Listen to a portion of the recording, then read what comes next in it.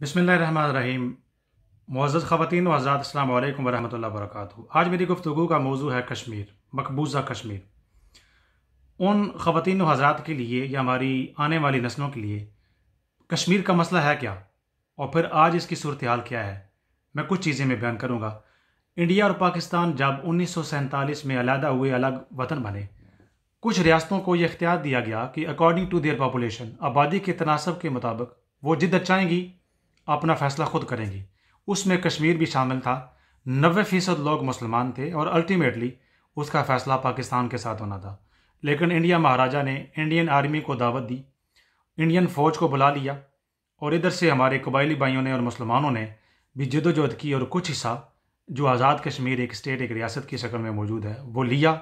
लेकिन आज भी मकबूजा कश्मीर वो जर रहा है। और जब ये जो कन्फ्लिक्ट थी ये जारी थी, तो 1947 के चंद माह बाद ही इंडिया और पाकिस्तान, बिलखुसूस इंडिया ने फैसला किया कि अक़वाम मुत्तहिदा में इस मसले को उठाया जाए। अक़वाम मुत्तहिदा ने 1948 से लेकर 1953 तक मुख्तलिफ रेजोल्यूशंस पास की, करारदादें पास की कि कश्मीरियों को उनकी मर्ज़ी से आज़ादी के साथ रेफरेंडम कराया जाए और जिधर उनकी मर्ज़ी हो उस मुल्क के साथ रहें। लेकिन इंडिया ने हमेशा लैतो लाल से काम लिया और हर बार ये इनकार किया, और इसके मुकाबले में कश्मीरी पर जुल्म सितम किया, हज़ारों लोगों को शहीद किया, हज़ारों औरतों को बेआबरू किया, हज़ारों बच्चों को शहीद किया, जानवरों की तरह उनको ज़बह किया गया। इंसानी हकूक़ का वहाँ पर कोई वजूद न था।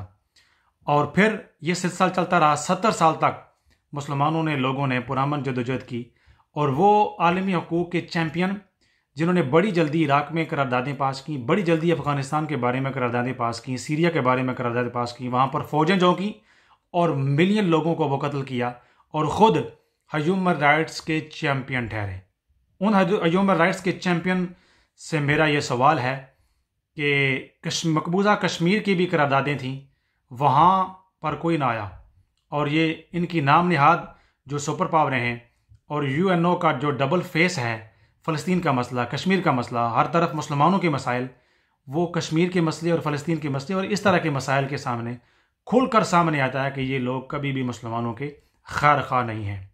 तो मैं अर्ज़ कर रहा था कि ये सिलसिला चलता रहा 70 सालों तक। पिछले साल 5 अगस्त, ठीक आज के दिन 4 अगस्त को अचानक कश्मीर के अंदर इंटरनेट ख़त्म कर दिया गया, काट दिया गया, फ़ोन काट दिए गए, और फ़ौज को बुला लिया गया। 10 लाख फ़ौज 70 से 80 लाख लोगों पर मुतय्यन कर दी गई, और अचानक कश्मीर को मरकज़ी हुकूमत के एक आइन के ज़रिए, एक तरमीम के ज़रिए, पार्लियामेंट, इंडियन पार्लियामेंट के ज़रिए कश्मीर हुकूमत को ख़त्म करके उसको मरकज़ी हुकूमत के अंदर इंडिया का हिस्सा बना दिया गया, और उसको 2 टुकड़े, एक कश्मीर का और एक लद्दाख का हिस्सा बना दिया गया।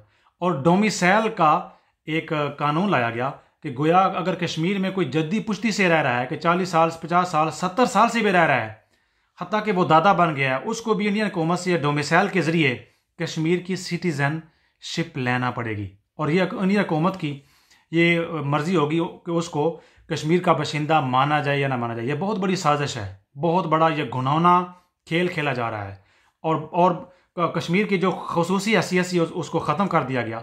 इस मुख्तसर सी किताब में या तकरीर में या बयान में मैं सारी चीज़ें बयान नहीं कर सकता। यानी वो जुल्म सितम जो गुज़श्ता 70 सालों से जारी था, वो उसको बहुत पीक पर पहुंचा दिया गया, और आज सूरत हाल यह है कि कुछ मालूम नहीं वहाँ पर क्या हो रहा है। मेरी 2 दिन पहले एमनेस्टी इंटरनेशनल के साथ एक मीटिंग थी, वहाँ पर मैं एक सामे के तौर पर गया, और अचानक मुझे उन्होंने बोला कि आप भी बोलें। मैंने ये सारी बातें की कि सिर्फ पिछले 3 माह के अंदर अपने इंडियन जो अखबारें हैं उनके मुताबिक उनके 34 जो फौजी हैं वो मारे गए, और उनके मुताबिक 154 मिलिटेंट्स, हम तो वो कहते हैं फ्रीडम फाइटर हैं, वो तो मिलिटेंट्स कहते हैं उसको, वो शहीद हुए या मारे गए, और बेशुमार लोग ज़ख्मी हुए। ये सूरत हाल है। यानी उनकी ये नया आइन और नई हैसियत लाने के बावजूद वहाँ पर अमन नहीं। अमन कैसे हो? अमन उस वक्त तक नहीं हो सकता, जुल्म के साथ आप किसी जगह अमन नहीं कर सकते।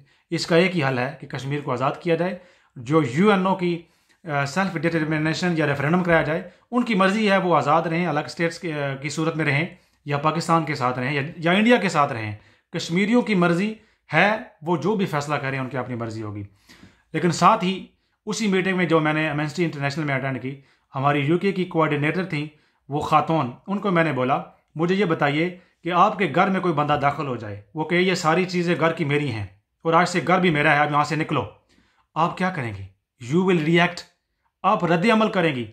जब आप रद्द अमल करेंगी तो वो आप स्ट्रगल कर रही हैं अपना घर वापस लाने के लिए, इसको आप दहशतगर्दी नहीं कह सकते, इसको आप इंतहा पसंदी नहीं कह सकते। तो मैंने उसको बोला, उस खातून को जो कोऑर्डिनेटर हैं यूके की एमनेस्टी इंटरनेशनल की, जो इंसानी हकूक़ की नुमाइंदा हैं, उसको जब मैंने ये मिसाल दी कि दुनिया को इंसाफ करना चाहिए कि फ़लस्तीन में, कश्मीर में जो लोग अपने घर के लिए लड़ रहे हैं, जब उनकी इस्मतें उनकी माओ बहनों की इस्मतें उनके सामने लूटी जा रही हैं, तो वो मरे ना तो क्या करें? उनके घर को लूटा जा रहा है, कब्जा किया जा रहा है, वो मरे ना तो क्या करें? वो दहशतगर्द कैसे हो सकते हैं? तो इसलिए मैं ये अर्ज करना चाह रहा हूँ कि आज पूरा साल हो गया है, वहाँ पर कर्फ्यू नाफज है, 10 लाख फौज 70 से 80 लाख लोगों के ऊपर वहाँ पर वो मुतय्यन है। कश्मीरी फुली हरासत में है, वो पहले भी मर रहे थे, जाने कुर्बाने कर रहे थे, आज भी वहाँ पर इंसानी हकूक़ नाम की कोई चीज़ नहीं है। हमें बोलना चाहिए और इंसानी हकूक़ के ठेकेदारों को बोलना चाहिए, उनको इंसाफ करना होगा। अगर वो इंसाफ नहीं करेंगे तो वो भी चैन से नहीं रह सकेंगे। इस सिलसिले में मेरी मुसलमानों से गुजारिश होगी, आपस में फ़िरका बंदी छोड़िए। आप किस मसलक से हैं, किस फ़िरके से हैं, इसको छोड़िए। नुफूस कुदसिया सहाबा कराम हो, अहले बैत अताहार हो, अंबिया अलैहिस्सलाम हो, सब का एहतराम करें। आपस में मोहब्बत अपनाइए, आपस में इत्तेहाद को अपनाइए। और मुसलमानों को और लोगों को सबसे बड़ा नुकसान किसी दुश्मन ने नहीं पहुँचाया। जब भी मुसलमान आपस में लड़े, फ़िरका हुए, टुकड़े टुकड़े हुए, तो दुश्मनों ने फिर कब्ज़ा किया और फिर मुसलमानों को और मार पड़ी। आपस में जब तक हम एक नहीं होंगे, सारे कलमा पढ़ने वाले मुत्तहिद होकर जिद्दोजहद नहीं करेंगे, पुरअमन जिद्दोजहद नहीं करेंगे और कश्मीरियों की सफारती अखलाकी हर लिहाज से मदद नहीं करेंगे और हक़ की आवाज़ हर फोरम पर नहीं उठाएंगे, जुल्म सितम और बर्बरियत के ख़िलाफ़ नहीं बोलेंगे, तो उस वक़्त तक हमारा कोई हाल नहीं होगा, बल्कि और भी जगहों को कश्मीर और फ़लस्तीन बना दिया जाएगा। मेरी बात आप समझ रहे होंगी। आज के मौका पर मैं, चूँकि आज 5 अगस्त 2020 है, ठीक 5 अगस्त 2019 को इंडियन फ़ौज ने और जुल्म सितम में इजाफ़ा किया, बर्बरियत में इजाफ़ा किया, इंसानी हकूक़ की खुल्म खुला खिलाफ वर्जी हुई। इंडियन हुकूमत और उनकी इस इक़दाम को भरपूर मैं मज़म्मत करता हूँ। हम इंडियन लोगों के ख़िलाफ़ नहीं हैं, अवाम के ख़िलाफ़ नहीं हैं। बेशुमार लोग मैं जानता हूँ जो नॉन मुस्लिम हैं, किसी और मज़हब से ताल्लुक़ है उनका, लेकिन वो जुल्म के ख़िलाफ़ हैं, वो इंसानी हकूक़ के लिए बोलते हैं। हमें तमाम इंसानों को, चाहे किसी भी मुल्क से हों, नेशनलिटी कोई भी हो, इंसानी हकूक़ के खिलाफ वर्जियों पर बोलना चाहिए, जुल्म सितम पर बोलना चाहिए, हक़ और इंसाफ की बात करनी चाहिए, जुल्म के ख़िलाफ़ खड़े होना चाहिए, आवाज़ को बुलंद करना चाहिए। चाहे कोई भी हो जो जुल्म करे, उसके ख़िलाफ़ बोलना चाहिए और जालिम को रोकना चाहिए। मैं इंडियन हुकूमत, फ़ौज की जुल्म और बर्बरियत पर मकबूजा कश्मीर में मज़म्मत करता हूँ और कश्मीरी बहनों और भाइयों से मैं बोलता हूँ, हम खून के आखिरी कतरे तक आपके साथ हैं, पुरअमन तौर पर आपके साथ हैं, सफारती अखलाकी हर लिहाज से हम आपके साथ हैं। इंशाअल्लाह हुर्रियत और आज़ादी का सवेरा जल्द तुलू होगा और इस जुल्म की अंधेर नगरी का जल्द ख़त्मा होगा।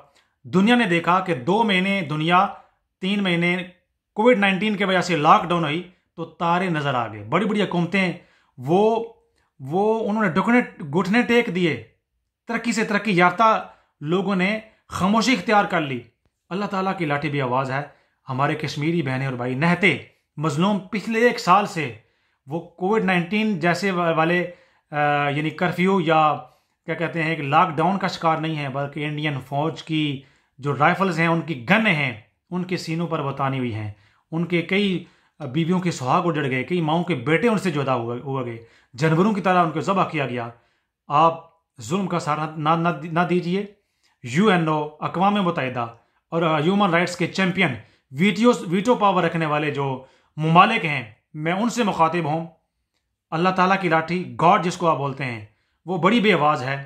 ये कोरोना वायरस अल्लाह ताला की तरफ से आजमाइश भी है और ये अजाब भी है और ये एक नकारा भी है, ये एक आवाज़ भी है कि हम जुल्म के ख़िलाफ़ बोलें, इंसाफ करें। फ़लस्तीन के अंदर, कश्मीर के अंदर, बर्मा के अंदर, सीरिया के अंदर, जहाँ भी मज़लूम इंसाफ मांग रहे हैं, आज़ादी मांग रहे हैं, जुल्म सितम से जान छुड़ा रहे हैं, तो जालिमों का साथ न दें। मईशत, एक वायरस आई तो आपकी मईशत तबाह हो गई है। मईशत को छोड़िए, इंडियन मंडी बहुत बड़ी है, आप मईशत इकनॉमिकल इंटरेस्ट की वजह से उनका साथ देते हैं। आप इंसाफ का साथ दें, सच का साथ दें, कश्मीरियों का साथ दें। इंशाअल्लाह मकबूजा कश्मीर के लिए आज़ादी का सवेरा जल्द तुलू होगा। अल्लाह ताला सब का हमें नासर हो। हम अमन के साथ हैं, सलामती के साथ हैं, इंसानी हकूक़ के साथ हैं। कश्मीर, फ़लस्तीन या दुनिया में किसी भी जगह इंसानियत जो जुल्म के ख़िलाफ़ खड़ी है, हम उनके साथ हैं। Thank you for listening.